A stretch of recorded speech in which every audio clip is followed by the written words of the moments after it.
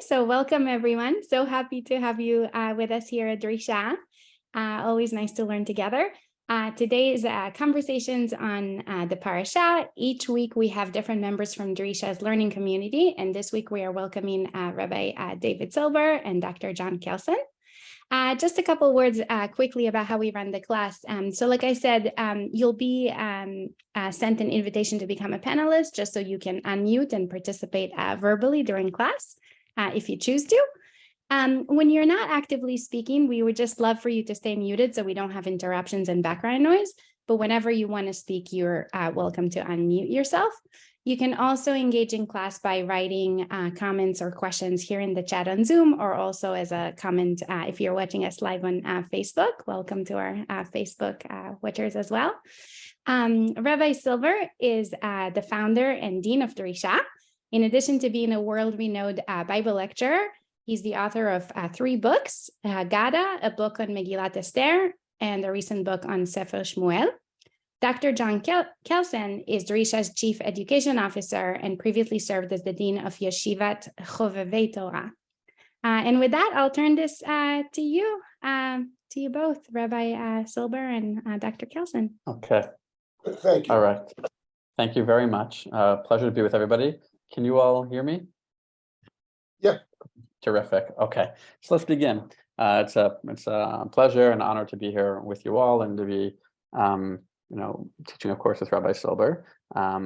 This week is Parashat Terumah, and Parashat Terumah begins the discussion in Sefer Shemot of here it talks about the commandment to build the Mishkan, build the tabernacle, and it takes up much of the second half of the book, basically much of Parashat Terumah and Tetzaveh. Goes into Kitisa a bit, but really picks up again with the fulfillment of the commandment to build the Mishkan in the latter Parashat of Sefer Shemot, Vayakom Pekudei. Okay, in the middle of the commandment to build the Mishkan on the one hand, and the fulfillment of that command, right, the actual building of the Mishkan in the book, we encounter the story in Parashat Kitisa, the story of the Egel, the story of the golden calf. And here I wanted to begin by posing a question to Rabbi Silber related to the placement of the story of the Egel. Because as people may know, there is a debate, a machloket between among the commentators. Here we'll start with Rashi and Ramban, Rashi and Achmanides. There's a debate among the commentators, Rashi and Ramban, as to when exactly the commandment of the building of the Mishkan was issued. When was that command actually issued to Moshe, but by extension to the people? Rashi. Well, let me start with Ramban. Ramban seems to say clearly that the commandment to build the Mishkan, was commanded from the get-go. It sounds like it was part of God's plan from the beginning. Looks like somebody is screen sharing, by the way. Zella, I think that you are screen sharing, maybe. But from the get-go, and actually Ramban says, let me see if I can screen share over that. I'm not sure I can. Yes. Okay. So let me see if I can screen share. Here we go. So Ramban, says as follows. Ramban, this is towards the beginning of the Hakdama to Parashat Terumah. So Nachmanides says, remember when Terumah, so we're coming on the tail end of Mishpatim, Yitro Mishpatim, the 10 Commandments, the issuing of that code of laws in Mishpatim, and Ramban says, Kasher diber Hashem Yisrael panim efanim aseret dibrot. When God spoke directly to Israel in the 10 Commandments, at the time of the 10 Commandments, Tzivah otam al yidei Moshe ksat mitzvot, Shem kmo avot l'mitzvotei shel Torah, and God then told Moshe a selection of mitzvot, which serve kind of as, I'd say, principles or representative scaffolding for perhaps the rest of the mitzvot. This is perhaps a bit of a digression for our purposes, but right, just like when rabbinic conversion, you tell the convert some of the laws of the Torah. So too at this moment when Bnei Israel are accepting the Torah, there's some sort of quasi-conversion ceremony happening here, he says. And the Israel kiblu alehem laso kol ma shitzavam al yedei Moshe v'charasi mahem brit al zeh. Israel accepted these mitzvot, and a covenant was established with them on this basis. So it says this basically, right, that takes us to, right, it starts at Debrot, right, parts of Mishpatim, Me'ata, and now, Hinehim lo la'am, v'hu lahem le'elohim, kasher itna b'hem mitchila. Now, right, from that point on, they are his people, they are God's people, and God is their God. Kasher hitna imahem mitchila. V'hatam shmo tishmu b'koli, shmo tishmu ayitem li segula, atem tilu mamlecha kohanim goy kadosh. Right, they are now at the moment to fulfill the terms of the covenant. They will now be sigula, a special treasured nation to God, a mamlechet kohanim b'goy kadosh. V'hinei, and this is where I bolded, hinei him kadoshim. And now, since they are a goy kadosh, since they are holy, ru'uyim sheyeh bahem mikdash l'hashrot shchinato b'neihem. Well, then it is only fitting, it is only appropriate that they should have a place of holiness, a mikdash, in which God's shechina, God's presence, can reside among them. V'lachein tziva tchila al davar hameshkan shielo bayit b'tocham mikdash l'shmo, and therefore he commanded that they should build the tabernacle. They should have the mishkan, a place in their midst, a sanctuary l'shmo. V'sham yidaber im Moshe v'yitzaveh et b'nei Yisrael. Right, so. What he's saying so far, among other things, is that the building, the desire of God that the people should build a mikdash emerges naturally and sequentially from their newly found status as a holy people. A holy people should have a holy place, and that holy place is a place in which God can live among them. Right? This sounds like an ideal plan on the part of God. Establish a covenant, establish a covenant around the Torah, sanctify the people, establish the relationship, and then have this sacred place. He goes on, by the way, I won't get to this right now, but he goes on later in the same comment to draw parallels between between Har Sinai, the Mount Sinai itself, and the function of Mount Sinai as a place which God can rest upon, and the Mikdash and the Mishkan itself, right? The Mishkan as sort of a second Sinai, if you will, or a container in which to continue the experience of Sinai. This is Ramban. Okay, so for Ramban, it doesn't sound like it. He says that the Mikdash is just the natural, if you will, next step in the unfolding of the divine plan, beginning with the Exodus from Egypt. But surprisingly, Rashi here is drawing from the Midrash. Rashi, and I'll read it in part. Rashi on Shemot Lamed Aleph. Shemot Lamed Aleph is right before the chapter turns to the story of the Egel, the end of Lamed Aleph, and Vayitena Moshe Kechalatol Berito B'Har Sinai Shnei Luchot Haidut Luchot Evan Ketuvim Etz Elohim. Right, God gives to Moshe the two luchot. The next thing we see in the Chumash is Vayar Ha'am Ki Boshesh Moshe Leredet Min Hahar. The people see that Moses has tarried, delayed from coming down the mountain, and we get into the story of the Egel. So Rashi there says, Vayitena Moshe Ein Muktam U'Muchar B'Torah, sort of a classic sort of hermeneutic notion. Ein Muktam U'Muchar B'Torah. The passages in the Torah should not be, the ordering of passages in the Torah should not be understood as depicting the actual chronology. Ein Muktam U'Muchar B'Torah. Actually, Ma'aseh ha'egel kadam l'tzivoy melechet hameshkan yamim rabim. The story of the Egel, which we hear about in chapter 32, which is, well after this week's Parashah, Terumah, and Tetzaveh, and all the details of the ordering of building of the Mishkan. So the Egel actually happened well before it. And therefore, in a sense, and he doesn't say it fully here, but elsewhere it becomes clear.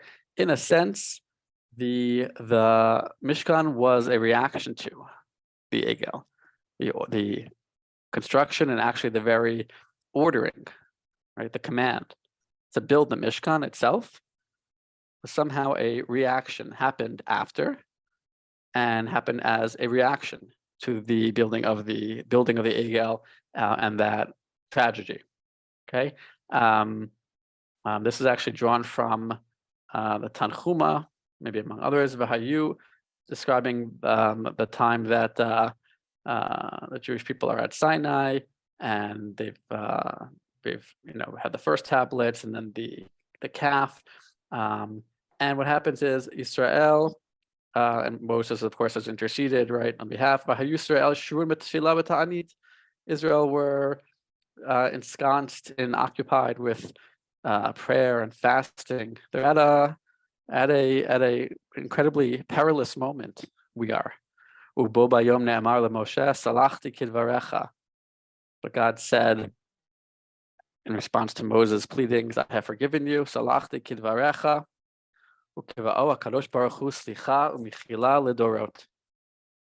And God established that day according to tradition was Yom Kippur, and and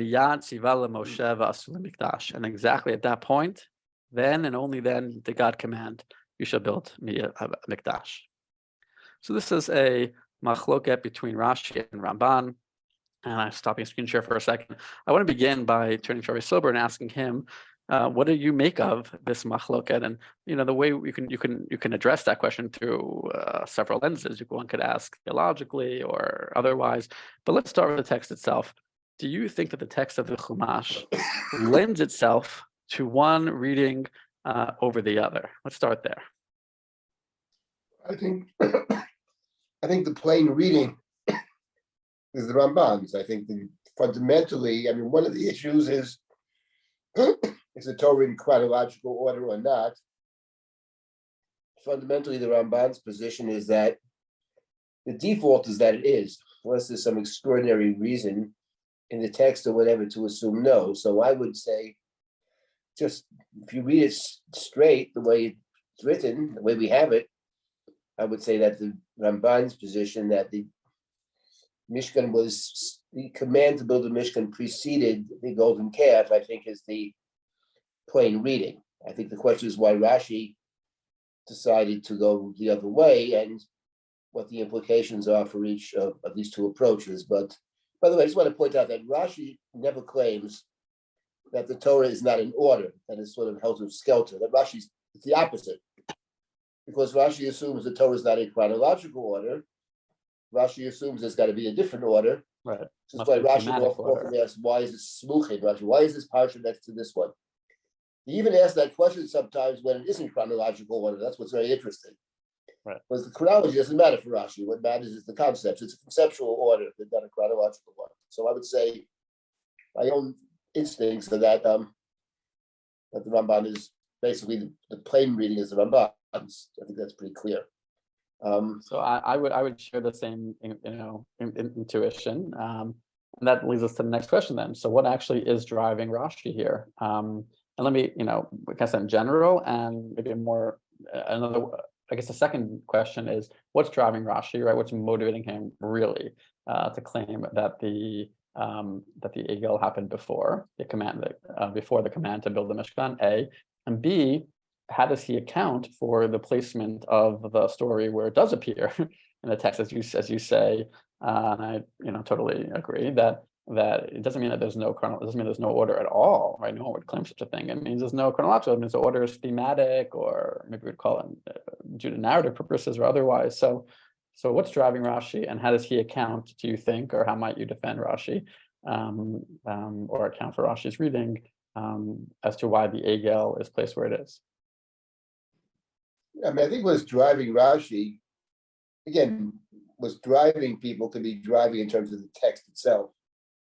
I don't really know what's driving him in terms of the text, but what's driving him conceptually for Rashi, and Rashi is very consistent, that, if you accept Rashi's position that the golden calf story is out of order, it should really be later. We never forget that the Mishkan is a response to the golden calf.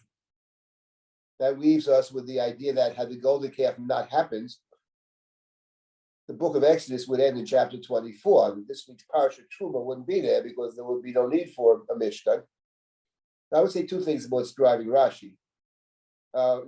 One is that, I think this is the main thing that drives Rashi, is that for Rashi, the culmination of the Exodus, the purpose of the Exodus for Rashi was to receive the Torah and to receive the mitzvot. That's the goal for Rashi. The goal for Rashi is Kabbalat mitzvot, the command, the divine command. The mitzvot, 613 mitzvot for Rashi, that's the goal of the Exodus. So that's Rashi's position, I think, here. And it's Rashi's position elsewhere as well. And the Ramban doesn't believe that. Ramban doesn't believe that the goal the standing in Sinai. He does think that it's, I would say, a necessary condition, but not sufficient. So, for example, Rashi and the Ramban are debating this, I think, throughout their commentary on the Torah. But I'll give one example of this where Rashi and the Ramban, or two examples.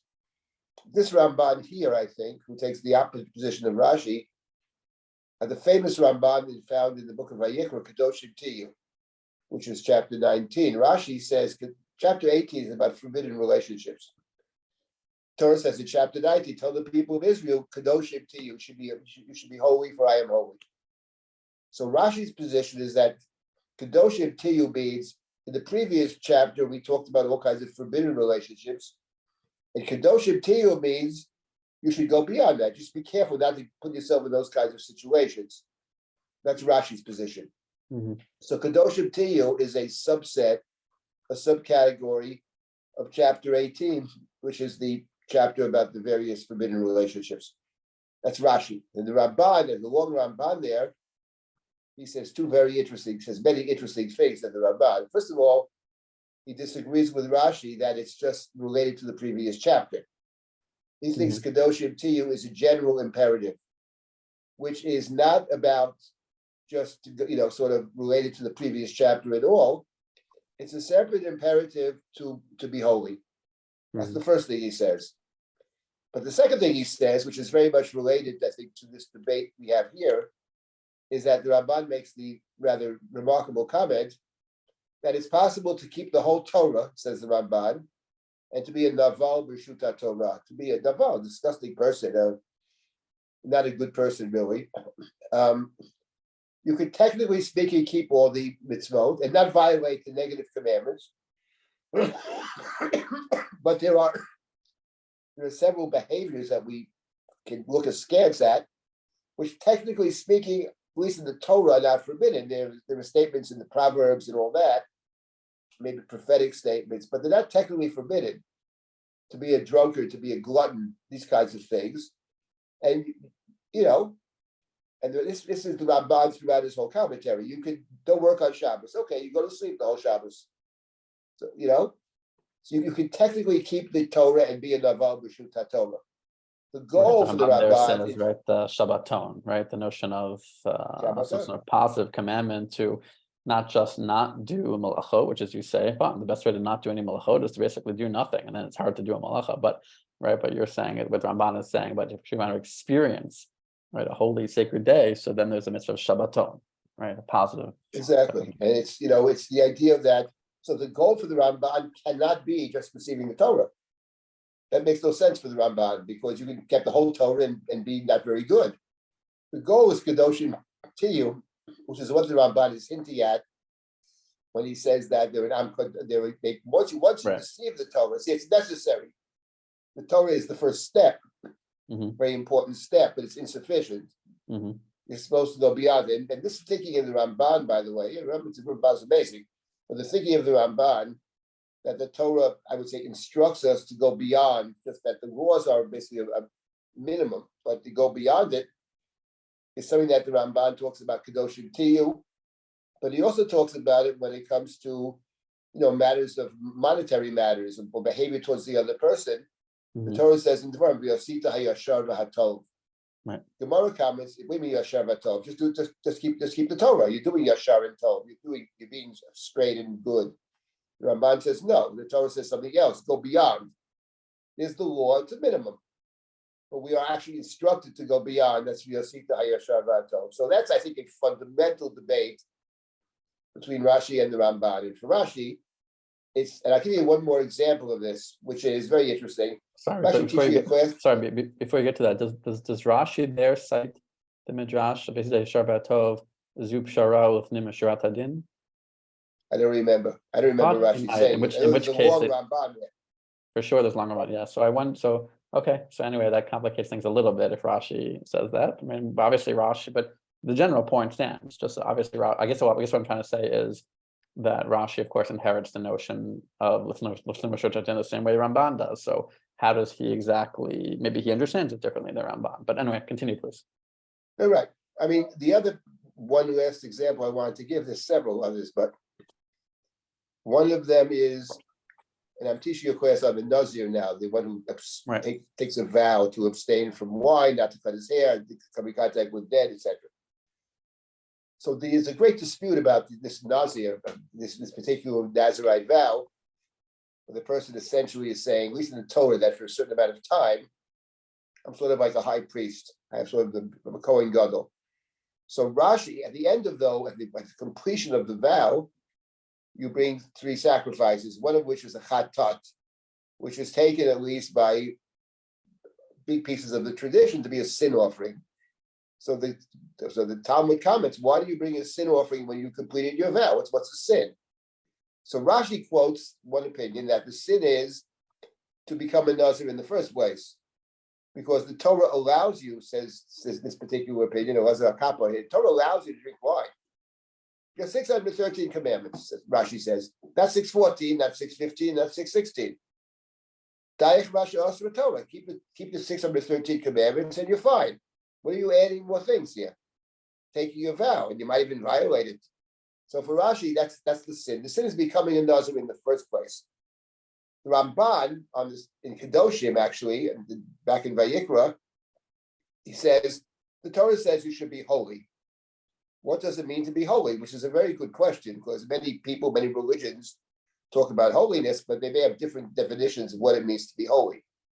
So for the Ramban, a big piece of being holy is being a kind of, not an ascetic fully, but to not take everything that you're permitted to do. That's one element of it.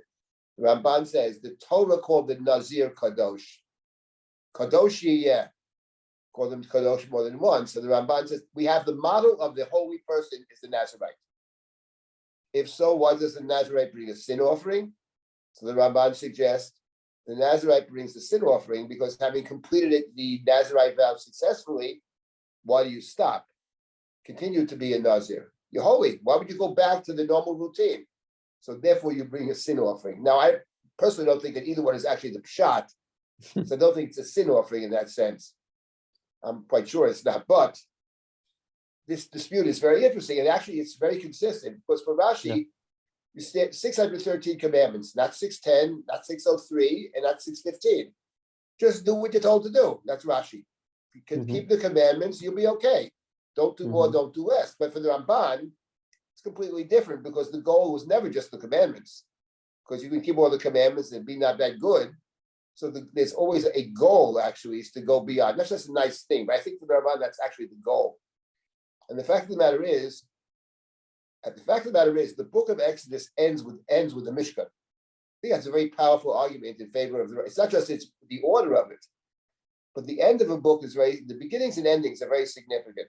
And especially since when you read the Chumash and you read about the Mishkan, and this has been noted by many midrashim, many people have noticed this, that the Mishkan, the way it's the pieces of the Mishkan, the language of the Mishkan, is reminiscent of the first 2 creation stories in the Torah. That is to say that it sounds like it's not just a culmination of the book of Exodus, that in a certain sense it's a culmination of the very act of creation. It's the goal. The goal of creation is to live the holy life, to construct a holy society, and most importantly, to construct a society in which God actually is present. That's the story of Gan Eden. God walks in the garden. So, so we want to, if we can create that kind of society, that sacred society in which God is B'tocham is amidst us. That's what's driving the Ramban. I'm quite certain of that. I find it a very compelling argument. But Rashi has a different argument. Rashi is, I think, saying that, just do what you're told to do. Don't go off those other stuff.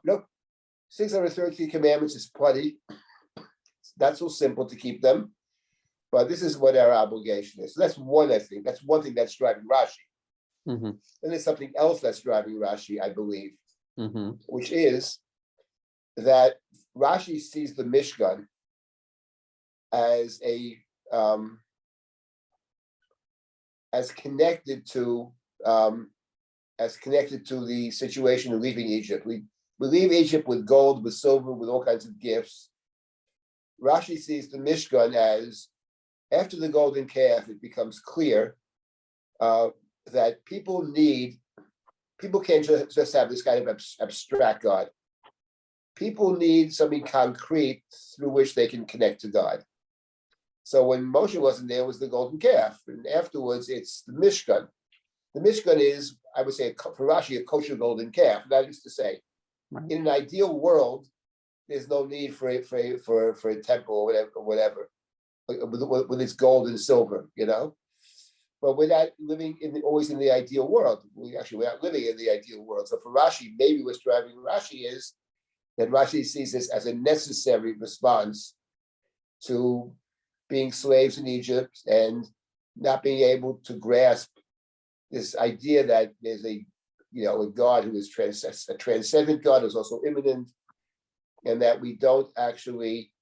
God doesn't desire necessarily the physical objects, because there's a danger with the physical objects, and that is that people will begin to identify God with the object, with the means, as opposed to the end. Something along those lines. I think that's also maybe, so Rashi, I think maybe there are two drivers here. One is some kind of problem, some deep-seated uncomfortableness with a physical space. And on the other hand, I think for Rashi, it's about the mitzvot. That's the goal, is the mitzvot. I think Rashi is consistent throughout. And for the Ramban, there's something beyond the mitzvot, which is actually necessary. Well, you need the mitzvot. I guess one question we could think about, not now necessarily, is what is the relationship for the Ramban between these two things? Because the Ramban seems to strongly suggest, I'm sure he believes this, that you need the mitzvot. You won't get to another level until you go have the mitzvot first. I'm quite sure the Ramban, Anyway, that's what I wanted to say about that. You wanted to add something, John? Right. Yeah. Well, I wanted to two points. One smaller and one a little bit bigger, and then I actually like to open it up and see if people here want to jump in and have your own opinions, and we'll go from there. But your point regarding what's motivating Rashi, and you made this interesting claim that suggestion that he sees the Mishkan as, right, it's a place in which the gold of Egypt survives, right? Even in the camp and even Plas Sinai, and that's especially, it was incredibly problematic. So I want to get back to that in just 1 second. I think that's very interesting, and that there are moments of other echoes of Egypt by the Egel story, of course, right? For one, the notion that they see, who is it, Kifarua Ha'am, right? That they see the people are farua, or like run amok, or wild, right? But the unvocalized text, right, farua looks a lot like the word paro. So you see Paro rearing his head right there by the foot of the mountain at the construction of not the Mishkan, but perhaps the false Mishkan, right? The false sacred space, right? First you have false sacred space, and even, by the way, and this is a stretch, but since this is a conversation, right? I've wondered if the reference to Vayiven Arei Miskanot LeFaro, that they build for Pharaoh in Egypt, Arei Miskanot, storehouses, Mem Samach Kaf Nun, that sounds a lot like when they build the Egel, and where's the word? Egel Masecha, and they create the Egel Masecha, and then sounds Mishkan, like the Mishkan, actually. What it sounds like. That's my third point. And then the Mishkan, so Masech Samach Shin, but maybe there's something there. But back to your point about like the lack of need for the gold, right? For like the sort of Baroque fancy structure. ideally according to Rashi at least. So one exciting thing that I discovered preparing for today, I mentioned this to you earlier today when we were planning this out, is, and I'll share my screen, is a Sforno. The Sforno, I'll share the screen in 1 second. The Sforno, way back before this Sforno, just for one moment. At the end of Parashat Yitro, this gets short shrift, I think, because it's at the end of a Parsha, I guess, in the annual cycle. Or no matter what, I guess. But at the end of Parashat Yitro, after the 10 Commandments and the people, right, have experienced a theophany and they're afraid to hear God directly. So God says, this is chapter 20, verses 18 to 22. There's this really interesting passage, and I want to share that with you in this context. And I'm going to pull it up here. I think I have it.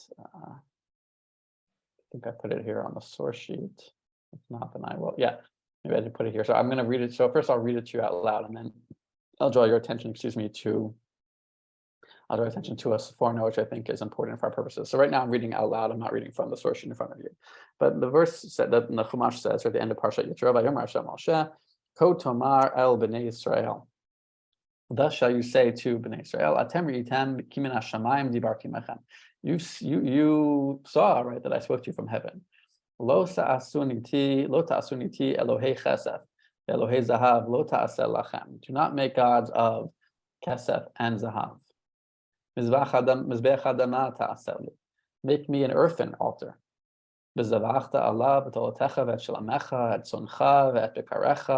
sacrifice your sacrifices upon it. Ready? In any place in which I shall cause my name to be mentioned. It's a famously sort of opaque phrase. But any place which I will cause my name to be mentioned. I will come to you there and bless you there. If you will make it, if you will, it sounds like you should make it an adama, an earthen altar. But if you insist on having a stone altar, it should be lo tivneh aten gazid. It should not be hewn. It should be unhewn stone, right? Untouched stone in its original form. Because by hewing it, you have waved your sword upon it and have profaned it in doing such. Finally, finally, when you're going up to that altar, do not go on steps, right? Maybe it's a ramp or otherwise, right? Doing steps, so that you shall not reveal your erva upon it. That's the next parsha. This is a very interesting little parsha, and I was reading, reading, I guess, the Parashat Yitro, and it occurred to me that perhaps this is an alternate, a moment in the text where there's some sort of, or it seems to me at least, some sort of alternative to the Baroque and fancy Mishkan. Right here you have a depiction of, amongst other things, right? No Elohei Chesed, Elohei Zahav, but of a very simple place of worship, Mizbech Adama, simple, untouched earth. I guess you pile the earth, according to one way of reading this text at least. And if it's going to be stone, then it should be untouched by the metal. Now it's because the metal, because you're waving your sword upon it. Not clear why exactly. The Midrash says that the altar is meant to expiate you for bloodshed. So how can you use the sword for the sin of bloodshed? So how can you use a sword on that very stone? Right? It has to be. But be that as it may, you have here a depiction of a simple altar as the ideal. And I was reading this and I wondered, and by the way, I'll say one more thing, is that even this notion I'm going to say two more things. One is you have a simple altar, b'chol makom. B'chol makom asher azkeret shemi. Now, again, that could be read in different ways. It could be that God means any place I choose to establish my one centralized location of worship, I'll come and bless you there. So this does bespeak a place of centralized worship, but with a simple altar. But maybe not. Maybe it's talking about what we call, and there's different Meforshim commentaries who go in different directions here, but maybe it's talking about what we might call private altars, bamot, or something like that, right? This moment in the text is very different than the Mishkan model. This is a model of everyone having different simple altars in different places, and anywhere Asher Kirat Shemi Avo Elecha Uverachticha. So might this be a different model and an interesting moment in the narrative before we get to Parashat Terumah and before Terumah Chasava, and then of course before the Egel. And I was pleased to see that the Sforno references, and now you can look at your screen, that the Sforno on Shemot Chapei, the Sforno at the beginning of Terumah, and it's towards the beginning that we see Va'asu l'mikdash v'shachanti b'tocham. The Sforno there references the passage we just read, and I will now read the Sforno inside, and then we'll go from there. So, excuse me. He says, the Sforno says, I'll start with the bold. Zehat Tzivoy, this commandment of take, Terumah, take the offerings, the things which are going to be used, including, by the way, Zahav v'Chesef, and build it and use it to build the altar. Excuse me, the Mishkan. Shezehat Tzivoy haya ba'otan hara'im yom ha'achranim shehaya Moshe bahar. It's like Rashi in that sense, right? That this commandment was given to Moshe during the latter 40 days after they had already made the Egel. Although I think that Rashi, or at least Tanchuma, might say it's after the entire period of the 40 days, but I'm not sure about that. But V'chi, and says this for in any event, this is before V'chi hu tikun she'asa berachamav Yisrael, and this is a fixing. This is a rectification. This is a tikkun. This is a shifting in the plan as was necessary, which God, mercifully, allowed Israel to do rather than having strict midat hadin. God acted b'midat rachamim. Why? Ki kodem shechatu, because before they sinned at the Egel, haya mutar lehem lakriv b'chol makom. Before the Egel, they could have offered anywhere, sacrifices in any event. V'chavruta haya lachem kaviyachol kalape shamaya, ki ha'el haya ba aleihem. And they had Silber, maybe talk about mistranslating this, but they had an intimate, sort of like, friendly, neighborly relations, right? Something along those lines with God, because God would come visit them. That's what it sounds like to me. They were on friendly terms. Right. Maybe I'm even underreading it. As it says, here's our verse, B'chol hamakom asher azkirat shemei, right? Our verse on the end of Yitro, as it says, right, that God would come wherever you were. So it's a model of, was it Hamelech Basadeh, that wherever you are, God comes to you. And that's a sign itself of intimacy, of fondness, of chavruta, actually. Aval, however, that vision, that plan, which was articulated at the end of Parashat Yitro, before all of this unfolded, but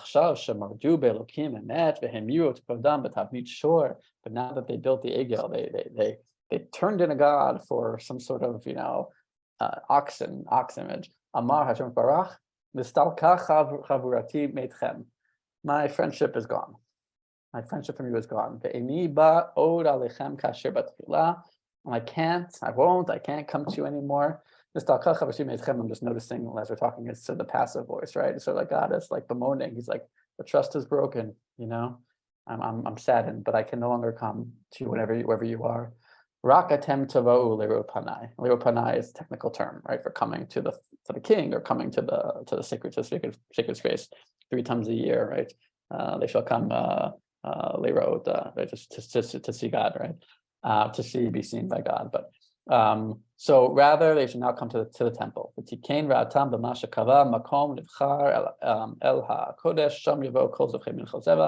They made a place for centralized worship, a place where people can come to God, but God won't come to them. And I'll just say outside that later on in Vayikra, below Vayikra on Leviticus 11:2, this Sforno sort of repeats this notion. He cites the same verse, I bolded here and there. He says that before the Egel, Israel was on sort of the spiritual level where they really they were sort of operated on a super material level, I'd say, right? That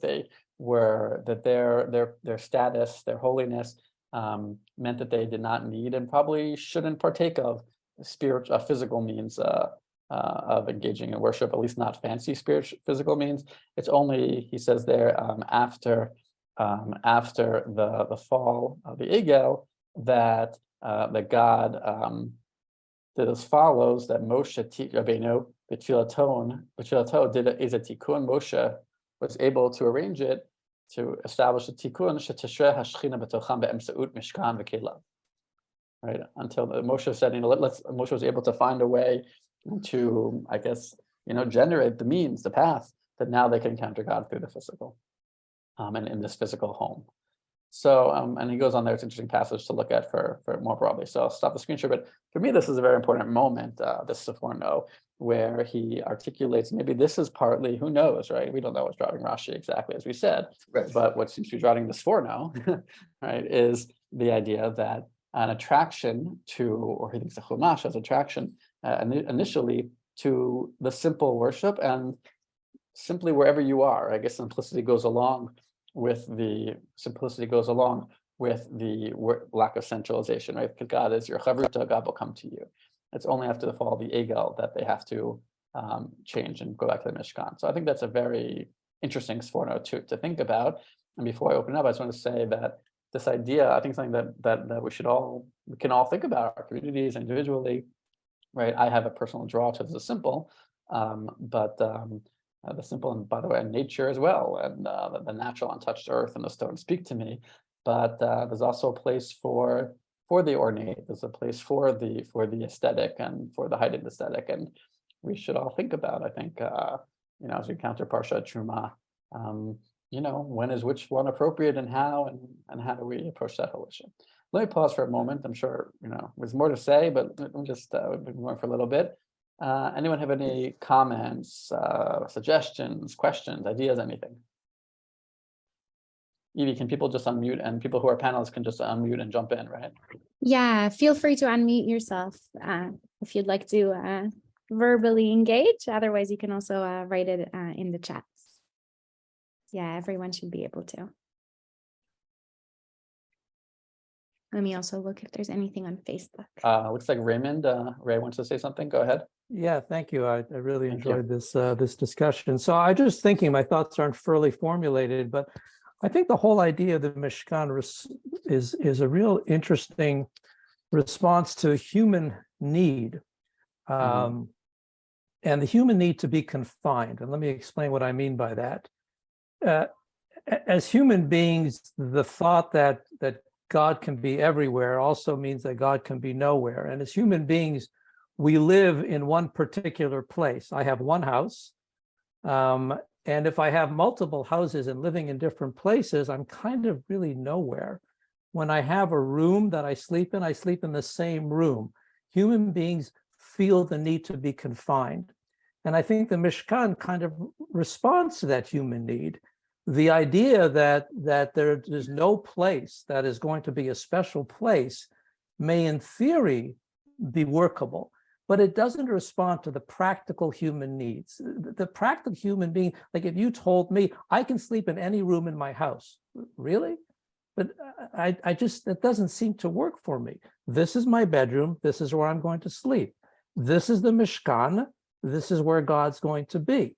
So that's one part. And the second thing I want to add is what you were talking about at the beginning, this back and forth with Rambam and Rashi. And I think it's actually probably a combination of both. Because let's say you think about an inducement or a reward. Think about something that you give to a child or a present to somebody. Sometimes you give something to someone for good behavior and you say, this is your reward. But sometimes you may not give something, but you give something out there and you say, if you do this, then that will induce good behavior. So in some way, that kind of has those two aspects of the Mishkan. One as the reward. You took the commandments at Sinai, that's your reward. And then from the Egel standpoint is, this is going to be your inducement for good behavior because you didn't do so well at the beginning, but there's this Mishkan. And if you do well, there's a place for you. So those are my initial preliminary observations. Thank you. Right. Thank you. Others?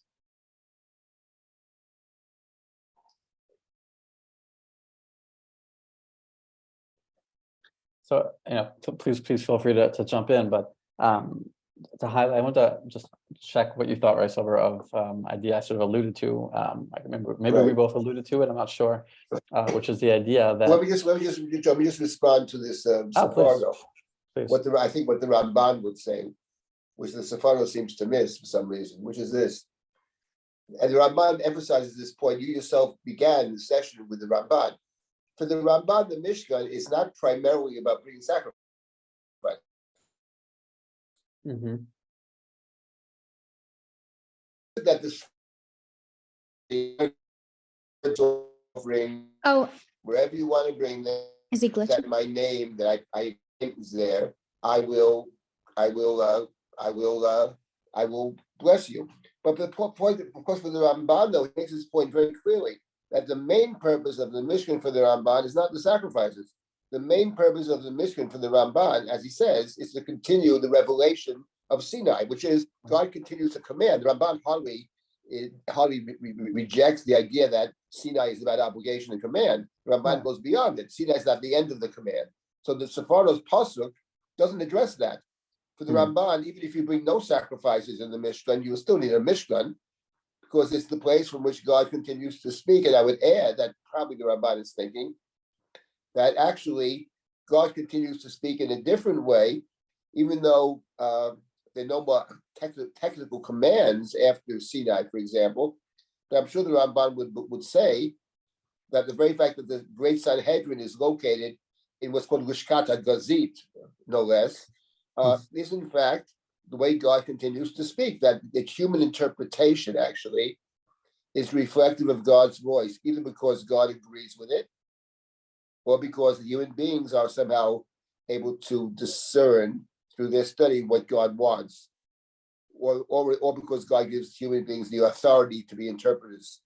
Right. But in any event, the Ramban would certainly not say 100% does not suggest that the only purpose, and I would say the main purpose for the Ramban of the Mishkan is not sacrifice. The main purpose is a kind of communication center where God continues to speak in maybe a variety of ways. I think that's how the Ramban would respond to that. You need a Mishkan anyway. Right.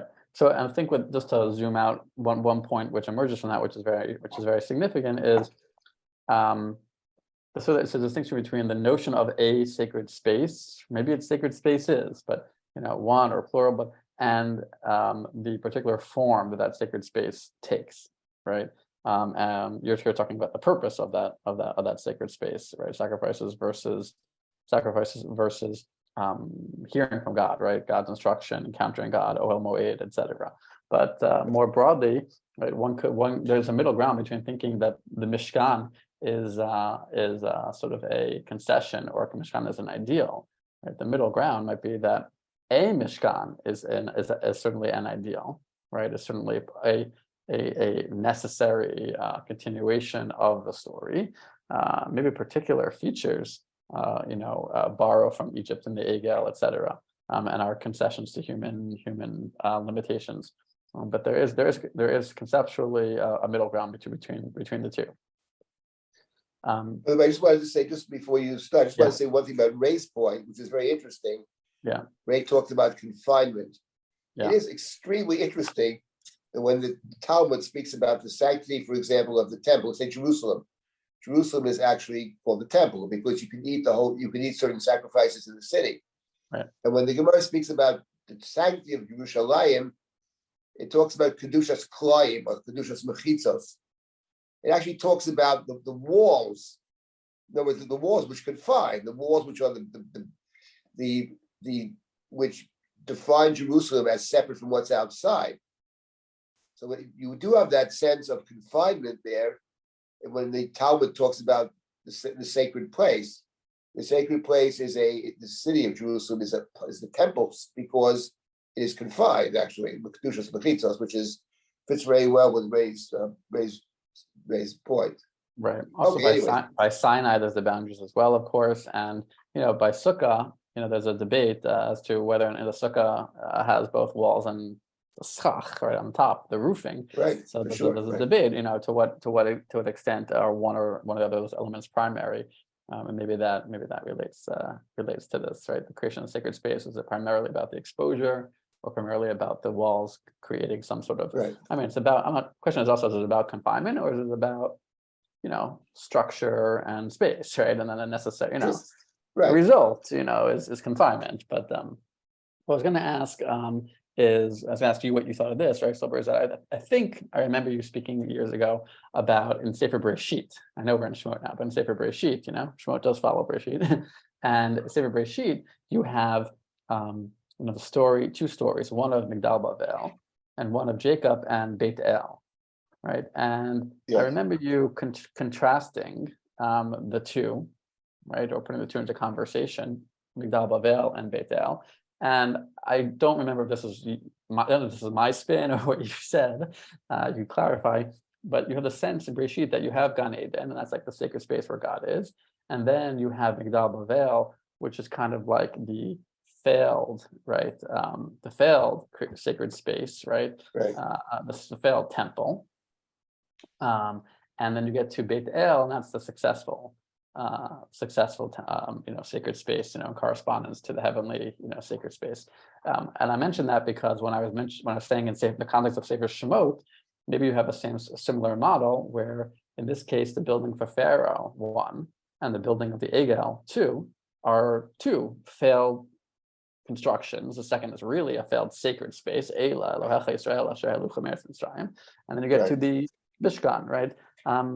So I wonder what you think of that. If that resonates with you at all, and any reactions to that observation. Well, I agree with you that the book begins with building for Pharaoh, and the book ends with building the temple. So the Mishkans, those are the bookends, basically. So clearly, the Torah contrasts what it means to build for Pharaoh to what it means to build for God. And there are many differences. One of the main differences is that when you build the Mishkan, the Torah makes the point very strongly that you don't work on Shabbos, actually. The Torah combines the sanctity of Shabbos and the Mishkan. Whereas by definition, there has to be a pause in labor. That's for Pharaoh, there's no pause. Pharaoh says you got to work all the time, So that's one difference. The main difference between Pharaoh and the Mishkan, and this is what the Talmud picks up, is that when you're working for Pharaoh, he doesn't actually care about the work. He's trying to enslave the people, to the degree that when Moshe complains, he says, okay, produce the same number of bricks, but I'm not going to give you a straw. Now, if he actually cared about the work, what he probably would say is, you're doing 15 bricks an hour, you got to do 20 now. That's what I would have said. You get more, you get more production. But what he does is going to get probably less production because they don't have the straw. They can't fill the quota. Right. So when you're working for the Pharaoh, there's no purpose to the work. When you work for the Mishkan, for God, it's what the Torah says, Lachshov Machshavot. The Torah, Mlechet Machshevet. I mean, it's purposeful work. Everything has it's hard, even when work is hard, if we feel that there's a purpose to it, people are willing to work very hard when there's some reason to do so. So that's another, but your point about false sacred space, I think is a good point. And I think maybe one of the takeaways, and there are a lot of them, but I think one of the takeaways is what the very verses that you quoted before, the Sforno cites at the end of chapter 20, when you build an altar, says God, keep it simple, but also, do not reveal your nakedness upon it. In other words, no doubt that in the ancient world, there were many rites which involved, promiscuous behavior, etc. And what the Torah is saying is that the Mishkan that God wants, or the altar that God wants, has to be accompanied by a certain mode of behavior. And when it comes to the Egel, there it says the people vayishtu vayakumu l'tzachek. L'tzachek often is immoral behavior, sexual behavior, whatever. So I think that in terms of the real Mishkan and the false Mishkan, one of the elements I think is what makes the Egel a false Mishkan, apart from the fact that God never commanded it, apart from the fact, as you mentioned, that there's a deep Egyptian connection, not only as Kipro O Aaron, which spells Paro, but he also makes the golden calf Bacheret, Chet Reish Tet, a sculpting tool. Yes, the only other place you have it is the Chartumim of Egypt. Rashi so there basically alludes to this, yes. It's an allusion to, but there was, you spiritually are still in Egypt. That's what that's about. So that obviously, and you're also trying to reduce God, which is the point of the Migdal Bavel. There's a point of Beit El, as opposed to Bavel. Bavel means the gate of God. Bavel is the gate of Mitzvah, of Abasa. Remember, the point of the Chumash, I think, is God has God's place, and we humans have to have our place, and we shouldn't mix those two up. So I think the Babel is the false replacement for God Eden. Beit El, that's different. Jacob sees the angels going up to heaven. Jacob says, I want to build God's place on earth. That's a different thing. And the Mishkan, I think, is very similar. Moshe's taken up to the mountain. My friend once said to me, God shows Moses the temple above. And God says to Moses, build it like this. So the way you saw it, one of the themes of the Parashah is repeated several times. Build it as you saw it. Saw what? So my friend who's has artistic sense, he says, probably showed Moses the temple, Yerushalayim Shomala, the heavenly temple. You on earth have your business. You try to do God's work on earth. So I think that, that point is a good point, that before we can get to the true temple, to build the true temple correctly, we have to understand what not to do, which is how the book of, Bereshit also works in terms of, before you get to Canaan and Har Moriah, which is the real replacement for Eden, real alternatives, is Migdal Bavel, which is the false alternative. Right. Right. Okay. So I think maybe that's a good point to pause. Any final questions or thoughts or? Okay. So if you know how to reach us, I think if you'd like to speak, just if you'd like to be in touch after the share. But thank you all for joining us tonight. And yeah, maybe that notion of that's sort of a human nature, maybe, that we first encounter the false temple before we get to the real one, should be both daunting maybe, but also consoling. This is just a part of the way that we were built. We can still march towards the end of the book to the building of the Mishkan. So thank you all very much. Okay, thank you so much, both of you. Thank you, Rabbi Silber and Dr. Kelsen, and thank you to all the participants that joined us today to learn on Facebook Live and also here on Zoom.